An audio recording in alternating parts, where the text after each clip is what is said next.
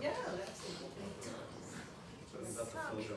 I love the photo. So you know, as always, we're an intimate group. So I mean, this is really going to be a conversation amongst all of us, I hope. We had an event last night with an artist from Italy who told us a little bit about his creative process. And I said in my introduction last night that, you know, one of the great joys of being the executive director here and being able to use this space is we have this opportunity to bring all kinds of creative and interesting people, and we get to, you know, rub elbows with people whose talent we hope a little bit rubs off on us all the time. And so tonight is a great follow-on to last night because with Gary Williams here tonight and to talk about his creative process, but also I think what's always interesting about people in New York is people rarely do one thing. So you're educator, traveler, writer, and so I hope we're going to get to talk a little bit about all phases of your life, not just the book. But you know, I think, you know, one thing that stood out to us when George Precioso first suggested this was he suggested it because you'd written a couple of books that he thought would be interesting. But then when I read your bio and learned how long you've been an educator, I thought that there must be quite a lot that informed your writing. From education is a very tough job because you're balancing a lot, especially in a city this complex. So I hope you'll tell us a little bit, first of all, about the path that you've taken to now focus on your writing. Of course, yes, thank you. Well, thank you very much, and good evening, ladies and gentlemen. You know, this is a very comfortable forum because we are all friends. I thank the ladies who have joined us this evening, who I understand are members who have heard about the book, and thank you so very much for coming. And I hope that by the end of the evening you have a better idea and sense of what the books are about. And again, as mentioned, from where I come and you know, my own background. I want to begin by thanking George and Claire Prezioso for making this evening possible. Thank you so very much. We met when I was principal. I am a retired school principal from the Department of Education. I was a principal with the Department of Education for 14 years. Interestingly enough, what a small world. A young lady here this evening, Victoria, our cousins graduated from the school, and I know them all very, very well. And I was a principal of that school for 14 years. And before that, I was an assistant principal for 3 years. And then before that, a teacher for 17 years. I retired at 55 years old, and right before COVID, which was a blessing. And then I had the pleasure of being called by, for those of you who know him, Monsignor Casato, to become principal of Bay Ridge Catholic. It just so happens that George Prezioso was on the board of Bay Ridge Catholic, and I remember I met him a few months into my principalship, and when he walked into the room and we made eye contact, I just said, you know what? This man and I are going to become friends. And we did. And then the following year, his son George came to the school as a teacher, as a first-year teacher, brilliant young man, excellent teacher. And now he is in the public school system, I believe McCullough, right? Yes. Okay. And so we are all family and friends here. I have two very dear friends from my, I'd say, I did not think I was a child at the time, but I was a child. I was 18 years old. My dear friends Dorothy and Christine. Dorothy traveled from upstate to be here this evening, and Christine traveled from Staten Island. We met in college. They were also very well acquainted with my wife. For those of you who may not know, I am unfortunately widowed. It's going to be 9 years, but Dorothy was in our bridal party, and Christine attended the wedding, and we really go back very, very far. I would like to thank Nerolina for coming this evening. She actually is the wife of the ambassador of Sweden. He is unable to join us this evening because he is in the Ukraine right now, but I thank you very much for coming. I thank all of the, you're not children, but I thank, I thank my dear friends, Frank and Annalise, for being here this evening, and for the pleasure of being acquainted with your children, with your son, John, again, his lovely lady, Victoria, and of course, Thomas and Allison and George Prezioso. So we never know how we are going to meet people, where we are going to meet, or how it is going to happen. And although we are a small cluster this evening, I will tell you, I was originally going to have, there is one bookstore in Brooklyn that sells my book. I'm a new author, I'll go into all of that. It's a very hard journey. But they were going to come this evening. The Bookmark Shop in Brooklyn sells the book. Yes, and they were going to come this evening with books to sell, and when I heard we were a small cluster, I said, please do not come, because it would not have been lucrative for them. So I'm sorry for anyone who wanted to purchase books, but they can be purchased on Amazon, Barnes & Noble, or the publisher's website, Austin Macaulay. Okay, with all that said, with all the acknowledgements, again, my name is, I should say, in an Italian organization, and I want to thank Antonella Recchia for coordinating this beautiful event this evening. Thank you so much. And all the emails and your patience. I have learned, as I've learned at the Italian Federation, in the future, in moving forward for organizations such as this, I am not Gary Williams, I am Gary Giordano Williams. Okay. So, my mother was Italian-American, but she was born here in New York City. And I was raised in a very Italian-American home. It was a two-family house. My grandparents were success stories. They were also born here, though. And very poor, but they worked very hard. My grandfather worked for the Parks Department, and my grandmother worked for the A&P. Somehow, they saved enough money to build a home on Staten Island, and it was a two-family home. They lived downstairs, we lived upstairs, and it was a very Italian-American home. So the Williams throws everyone off. Where does the Williams come from? Well, my grandmother, my father's mother, was Hungarian, and she came from Hungary. She survived, she escaped the Holocaust. She was Jewish. And my grandfather, my paternal grandfather, was Native American and German. And when he came to the United States, he was from Canada, when he came to the United States, he needed to select a name, because he only had one name, which was Hudrigay. Imagine I would be Gary Hudrigay. Imagine, thank goodness that went out the window.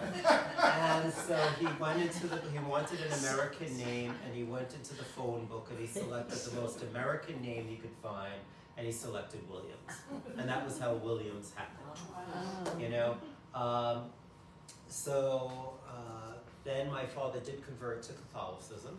They were married in the Catholic Church. I was raised Catholic, went to Catholic school all the way through, like all of our youth here have, and all the way through college.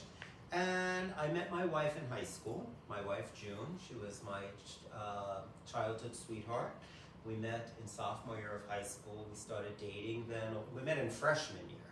We started dating in sophomore year. What school? More Catholic. Well, I made Monsignor Farrell, but my parents did not want me to go there because at that time, you had to be excellent at football and baseball, and I failed at both.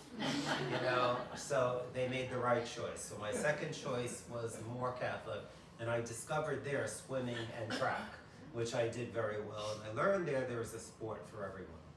So I met June in high school, and long story short, this is going to bring us to how I began writing.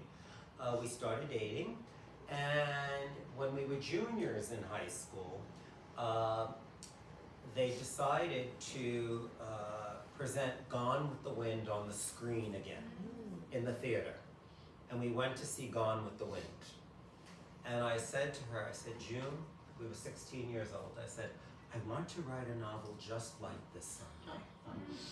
And she said, good luck. So I tried my hand at writing, and I wrote all kinds of nonsense that I thought was publishable. Everything was just, just denied. It was really just trying my hand at writing. But then, for our 10th wedding anniversary, we were, 32 years old, so married at 22. June said, I'm taking you to Newport, Rhode Island, which I never even knew existed. That's how ignorant I was. I did not know anything about Newport, Rhode Island. And I said, okay, and we went, and I just fell in love with it. The mansions, the mansions, and those of us who know, those of us who maybe do not know, all of New York society, the upper echelons, would summer in Newport, Rhode Island. And we visited the mansions and everything. And all of a sudden, the story started coming to me. And again, I wanted it to be a Gone with the Wind. And so I wrote it. And it starts in 1914 with The Tale of the Gilded Age. This is the first book. And it ends in 2000 with the millennium. It is historical fiction. It begins with the tale of the Gilded Age. It chronicles in America World War I, the sinking of the Lusitania, post-World War I, the age of industrialism, the Great Depression, World War II, and then it chronicles after, that's where book 2 ends, with World War II, Gone but Not Forsaken. Book 3, which will come out in August, picks up with 1945, the ashes of 1945, and it then chronicles the whole birth and golden age of Hollywood, again industrialism.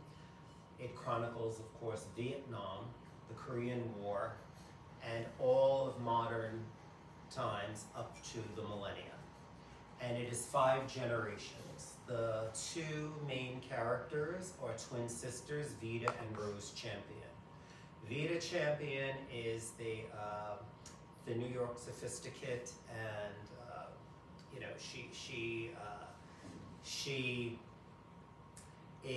she survives many hardships in life. She has known many triumphs and tragedies, and she is a woman of wealth, but she also knows what it is to be hungry during the Great Depression. And she rises above it and becomes an icon. Her sister Rose becomes a nun, and she winds up in Europe after World War I.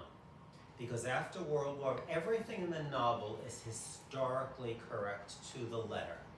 It took 2 years to research. It took 8 years to write. 18 years to publish. Oh my God. That is how hard it is to become published. Because I did not want to be self-published. Okay, I'm backtracking a little bit. I did not realize, though, that I thought once published, oh, immediate success, immediate millionaire. No, that was just step 1. Step 2 now is,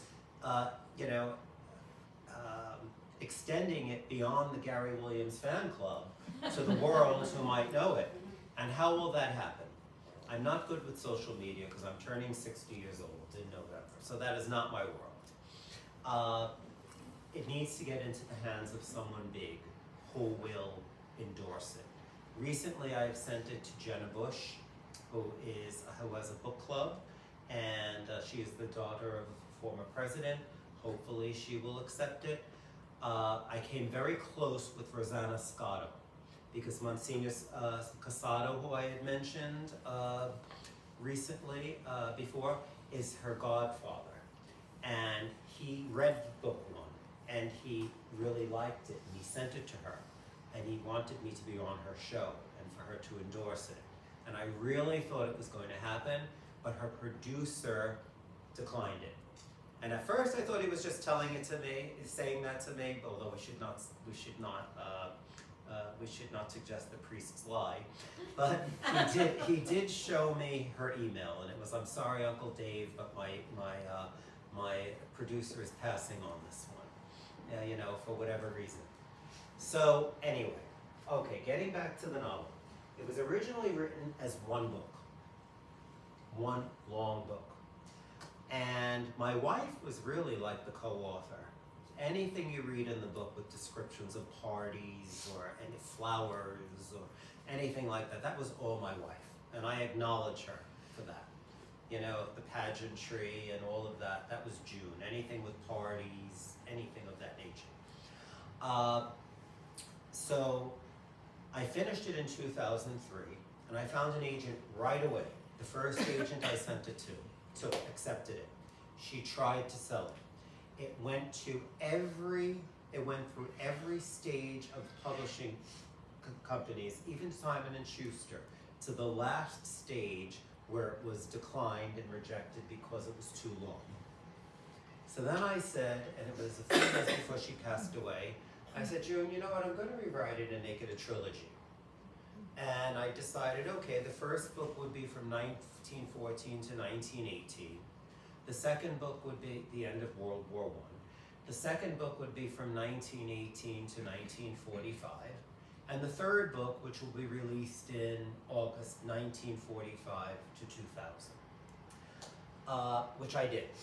Rewrote it, took a few years to do all that. It still took 2 years to sell after that. I have a very small publishing company, Austin McCall, but I was steadfast and bound and determined that I was not going to be self-published. So where they are, what could I say, remiss, is that their marketing is very, very poor. I'm pleased with everything except their marketing. So I am doing my own marketing with the books. But other than that, I'm happy to say that I am published, because self-publishing is wonderful, and people have become millionaires from self-publishing, but it is frowned upon. It is not. Bookstores will not sell self-published books, and book clubs will not read self-published books. They need that stamp of approval that, you know, there is a publisher. So fortunately, I am there. I've written many other books as well, which I'm going to. I wrote a book during the pandemic, the 2 years I was retired before I went to Mayridge Catholic. I thank Mr. Prezioso for being one of the board members to hire me. But I wrote another one that I'm sending to them in June called Two Lives, but that is another topic. Getting back to this book, the sister, Rose Champion, becomes a nun. And at the end of World War I, getting back to everything being historically correct to the letter, including the sinking of the Lusitania, which very few people know about. Many people know about the details of the Titanic, but the sinking of the Lusitania was just as horrific, if not more. It was torpedoed, and everything to the letter in the sinking of the Lusitania is correct, except for the first lifeboat that went down, because the first lifeboat on the Lusitania went down empty, because people were afraid to board it. My main character, Vida, does. So that is the only thing that is not historically correct. Everything else is. Also historically correct is at the end of World War I, there was a shortage of French-speaking nuns in Paris, or in France. And her sister, Rose, who is a nun, is a French-speaking nun because their mother is French. Interestingly enough, their mother, at the beginning of book 2, dies of Spanish influenza. And I wrote this long before I knew about the pandemic, you know? So she, and this is historically correct, not she herself, they deployed French-speaking nuns to Paris, to orphanages of children, to help raise, you know, these homeless children after World War I. So that sets the stage for Rose the nun to be in Europe through the whole rise of the Holocaust, through the whole Holocaust.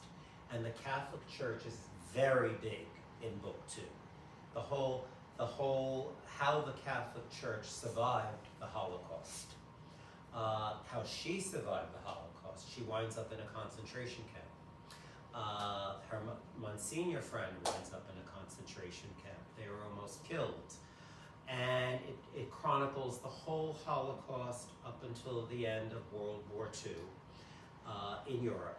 But what is unique is that the very few novels, if any, really explain what caused a Holocaust. And this novel picks up with the devastation of Germany in 1918, where children are actually wrapped, babies are wrapped in newspaper. People used to melt items in their apartments to become glue that they ate for food. That was how poor and devastated they were. And then here, you know, and they were angry and poor and whatnot, and this is how that whole horror of the Holocaust happened. Because then they saw Hitler as their hero at that point, who was really a demon. But that was how this all occurred. And it chronicles how it happened and then what happened. Now, book 3, which I had mentioned is coming out, is the aftermath of all of that. It also chronicles, there is one surviving member of this Jewish family. There are 3 families in the book. The Champions, who is Vida, and her sister, and there is a brother who dies in World War I, Marius. There are the Wagners, but spelled Wagners. Hans Wagner, or Wagner, is the male protagonist. He comes from Germany as a German immigrant, and he himself works for Vida's family as her father. Her father hires him as a footman, and he becomes a success story. Her father, funds him his first loan to buy a German rooming house here in Germany after World War I, because German immigrants were settling here. And that morphed his career as an entrepreneur to become a real estate magnate here in Manhattan. And he becomes one of the biggest real estate, or the biggest real estate magnates here in Manhattan, New York. And then eventually throughout the country, and in book 3, he becomes the richest man in America and one of the 10 richest men in the world. And he came here as a German immigrant.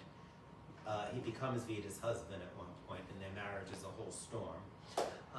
She loved him from the beginning, and he did not love her, but in the end she got what she wanted, and it was a storm of a marriage. But he becomes, as I said, the richest man in America, and then he has his own demise and whatever. And again, he buys Hollywood studios. He is responsible for the whole, as the king of Hollywood, the golden era of Hollywood. Their daughter, Alexis, becomes a Marilyn Monroe. They have a son who, I do not want to give a story away, who becomes a ballet dancer to his father's chagrin, who has a very sad demise. And they have another son, well no, she has another son from another husband, one of her first husbands, who becomes a very, very successful governor. And at the end of the novel, going into the millennium, he he is running to become the President of the United States. And that is how we leave it. I do have ideas swimming for the 4th novel, but I'm not going to write it, begin writing it, if I should be alive, until about 5 years from now, because the great-grandchildren would only be today 24 years old. I want them to be at least 30, you know, so I could, and, but naturally, since it is going to be historical fiction, he can never become, the son can never become the President of the United States, because that would not be historically correct. Yet.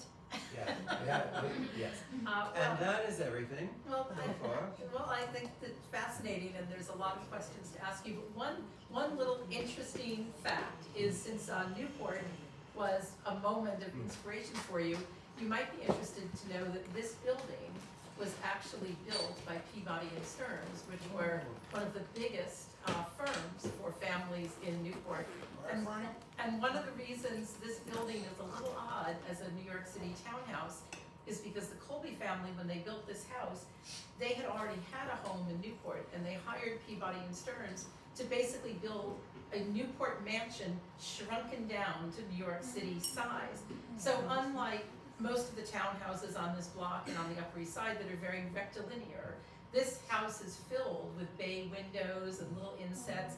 And because neither of the buildings existed on our east or west side when the building was built in the 1890s, you can't tell, but all over this building, on the sides where there are now other buildings, there are actually bay windows that you can still open up and look out of, because even though they look flush to the street, they're not. And so, like, if we went into the women's room on the 3rd floor, for instance, and opened the windows, you can see that there's about 3 feet between us and the building next door.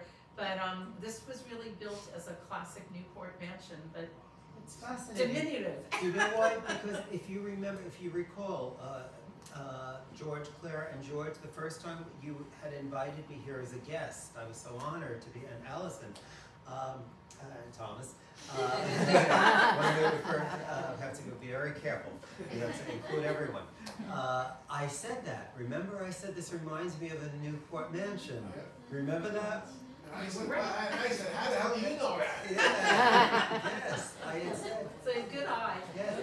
And then the other thing about social media that I will say is that, you know, it's a state in which we live, because, you know, one of our members who's a noted author, that's one of her laments actually, is that you just have to be on social media all the time. And, you know, even publishers, you know, force their authors to, you know, have a social media presence. It really is, unfortunately or fortunately, a big part of the marketing piece. And I think similarly, a lot of people who've come to speak here in the last couple of years who are authors have lamented that as much as they love their publishers, that the marketing has actually been pushed on to authors much more than it ever used to be. Exactly.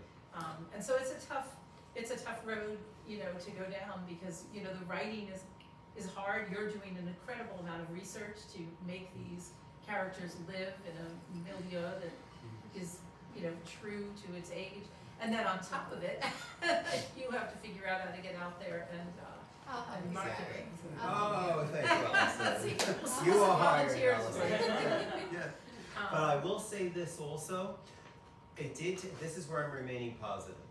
It took 18 years to publish. I know it is not going to take 18 years to become known. You know, I know, because I will say this, I did accomplish my mission, because to my knowledge, and I have not been corrected on this yet, but correct me if I am wrong, to my knowledge, a novel of this nature has never been written the whole 20th century, from the Gilded Age to the millennium. So I remember my words to my wife, I want to write the next Gone with the Wind. I hope this will be the Gone with the Wind of the 21st century. You know, we shall see. So, Thank you. Any, you know, book, trilogy, or, you know, other ensemble that covers the entire century, which era was the most difficult to write for you? The modern era, because it did not require much too much research. You know, it was easy to research the First Era, easy to research the Holocaust, and in those days I was a teacher. And we used to come up to Manhattan in the summer. My wife and I were off from school, and June would go shopping, and I would go to the library, because there was no internet then. And I would go to the 42nd Street Library all day and research. Everything, to the clothing, to the cars, to everything is historically accurate, you know? And so the modern one was the most difficult, but, you know, finding the history and whatnot there. Yes. So when you do that kind of research, you can get very, very lost in the details. Did you find yourself ever, you know, losing that discipline and just kind of going, well, maybe I'll explore the clothes a little more, or the, you know, or the cars, or... Not really. I kind of just found it all fascinating. And again, I enjoyed every moment of it. It was always a hobby from beginning to end. It was never a chore. And I just hope, I know a number of you have read books 1 and 2. Some of you are starting to read books 1 and 2. And I hope in the future, you know, whoever has not read, oh, here's a good thing. Whoever has not read, I hope that you do embark upon it. Another good thing is that everyone, I see we have a large, array of ages here in the room, you know? So far, because I have had nieces and nephews who have read the book, and even a cousin who was 18 who read the book and asked her girlfriends to read it, a great cousin actually. Men and women and all ages who read the books like the books. So it appeals to every audience, which is, there's something for everyone. You know, the women, generally, I don't want to be stereotypical, but you know, most women who have read it have told, you know, they are fascinated with the pageantry and Vita and Rose and whatnot. And the men enjoy the war and the Holocaust, and you know, and the youth enjoy the whole princely, you know, era, and was saying they wish they were part of that Gilded Age and whatnot. So, yeah, there is where we are. Looking forward to it. Thank you. And thank you so much for coming tonight, ladies and gentlemen. I appreciate it. Eric, what was the hardest you did from World War I up to the millennium? What was the hardest part of writing the book? Well, the ending. The ending was mainly because there was very little history to research about that. Like, remember, we went from, by the time I got into the 70s and the 80s, I was writing about my own memories. Like, I just, those of us who remember her granddaughter, Vita's granddaughter, the Farrah Fawcett haircut. Remember that? Yes. So, you know, that. The designer jeans, you know, all of that. I was relying on my own knowledge because there was very little footage or history about it because it was so close in time to us. What were some of the aspects of the 60s that were?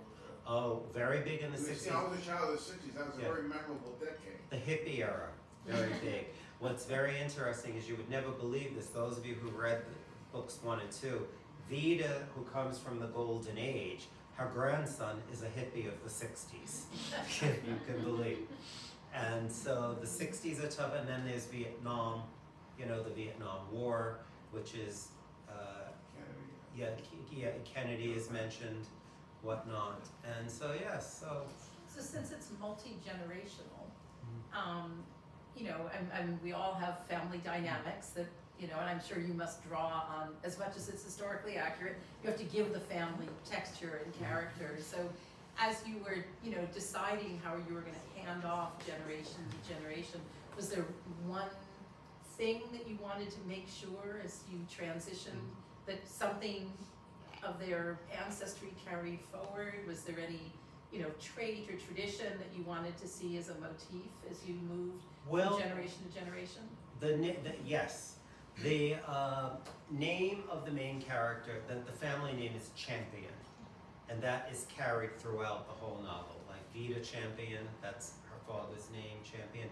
and they always refer to themselves, we are champions, we will get through this. You know, the last sentence of book 3 is her grandson, which book 3 has not come out yet, her grandson, without giving away the story, holding his son, and this is the last sentence, holding his newborn son and tickling his feet and saying, one thing for sure, my son, our son, will be a champion. So that's the last sentence of book 3. The end, that's the ending, you know? So champion carries through, and his name is not Champion, because his grandmother's name was Champion. But the other thing, there are many side characters. There is an Italian-American character who's in Little Italy. He becomes, bless you, he becomes like the Frank Sinatra of the novel. And he marries the Marilyn Monroe of the novel. And that's a side character. So I guess my own values growing up are infiltrated in there. You know, language I heard growing up, lingo I heard growing up, you know, whatever. And then also, what's very big, and the reason why I did not send books 1 or 2 to Oprah yet, is because I do not want her to receive the wrong impression. There's an African princess in the novel who, she is from Africa. She winds up in America, and her daughter becomes very big in the book. But it's right now, at this stage, you know, being called all racial slurs, you know, coming up the hard way. She is a prostitute. She is, you know, all these things. I do not want Oprah to receive the wrong impression. In book 3, well, by the end of book 2, she owns her own nightclub. By book 3, she owns a nightclub in Las Vegas, and she becomes a big movie star through Hans Wagner. And her son becomes the final male protagonist at the end of the book. Half black, man of color. He is known as the Prince of Fifth Avenue. And he marries Vita's granddaughter at the end of the book. So it really does show the whole the rise of the, you know, of the whole African American culture from 1914 to 2000. That is when I will send it to Oprah at that point. Well, I know that you've given us a lot to think about, and tantalizingly dangled out, you know, book 3 that will be coming out shortly, and maybe you'll have to come back and have another evening with us to tell us about that. If it is arranged, I would love to. Well, you know, once we get our hooks into you, we just consider you family, and we invite you back a lot. But you know, one last question, because, you know, writing is a very personal experience, and it takes a lot of discipline, and as you've described, a lot of stick-to-itiveness as you hit bumps in the road and things take a while. You know, as you were deciding names to give characters in the book, I can imagine that there were people that you didn't want to insult because, you know, if you used your cousin's name, maybe 4 other cousins were like, why aren't I in the book? And so how did you come up with, you know, naming conventions that were gonna embody the characteristics you wanted? Because names conjure up things in our heads, but not alienate your entire family. Yeah. Well, starting with Vita and Rose, her sister, and their brother Marius, they were, as I said, their mother was French and their father was English. The favorite play I have ever, my favorite play is Les Miserables. I saw it 46 times, if you can believe it. Oh my God. The last 6 times I saw the summer it was closing, and I ran out of people to invite, and I had to go the last 6 times alone, so just to see it before it closed. So Marius came from Les Miserables, and she has a brother Marius, the French name. Vita, Vita means life. So that was why I wanted her name to be as such. I originally spelled her name V-I-T-A, but then I realized she is not Italian. So she would never have V-I-T-A. And I remembered my wife's favorite movie, those of us who remember, was Mildred Pierce. You know? And she had a daughter, Vida, and it was spelled V-E-D-A. And Vida, when she is young, is very much like that Vida and Mildred Pierce, and that's how I found the spelling of that name. Rose, I just selected, you know, a natural, you know, beautiful. I knew she was going to become a non-name. And all the other characters, just as American or as waspy as they could sound, or as Italian as they could sound if needed, like the Italian man, his name is Antonio Ricci and whatnot. So that was just how it happened. Great. Any questions from our I actually have now, because it's very interesting, really. I'm very happy I'm here.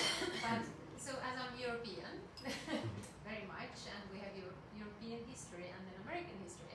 So I wonder, like, I understand this is much based on American history research and who came to US, and it's still, or is it, did you research the whole Europe history as well during the No, First World War? Marlena, only Germany. Okay, Only the Germany. history, what happened American in Germany. America and And Germany. French, Paris. Very little of Okay. French. They were French American, you know. Oh yes, in book 1, it does chronicle Vita's grandparents, her mother's parents. They are killed in Verdun during World War I by German soldiers who posed to be French. They are killed in Verdun, which is true, that happened. Verdun, Verdun, they built a whole wall around the city because it was their cherished city, and there were German soldiers who sometimes got through. But that was all of Europe, mostly Germany and America. It does also, for the Jewish family, I did not mention, the Stearns, the Jewish family. There is one surviving member who he and his wife, he survived the Holocaust, they go to Israel afterward. And book 3 chronicles the birth of Israel and the 6-Day War in Israel, and that is very big as well. Oh, then you have a very exciting 5 years when we now think about what's happening in the world. So you Yes. maybe combine the new history. Yes, it's fascinating, as you should say that, Marilyn, because I never expected the pandemic to really happen, and it happened, and it was in my book from 1918. And now I do have, yes, I do have cousins who live in Israel, because I mentioned that my father was Jewish, and my aunt, they were never raised with religion, my father's family, but one of my aunts decided to become religious, and she has 2 boys who are my cousins who are rabbis in Israel right now, and they are living this horror there, you know, and so yes, I never expected that other to Maybe relive. you turn to. Yes, and that this is why if book 4 is written, or when book 4 is written, it will have all of this, you know, circle of history, the spiraling of everything. And I hope that our family, who is very European and very long history family, will as well give us some ideas. Yes, Combine. and please spread the word to We your do that, family in yes, Europe yes. about this book, so it will sell We there will. too. That's why I took many pictures. Thank you so much. Fantastic. Thank you. Great. Well, I think we owe you a big thanks. I know Thank my you. head is swirling with all kinds of ideas and can't wait to read the books. And I can't thank you enough for being with us tonight. This was wonderful. Thank you so much.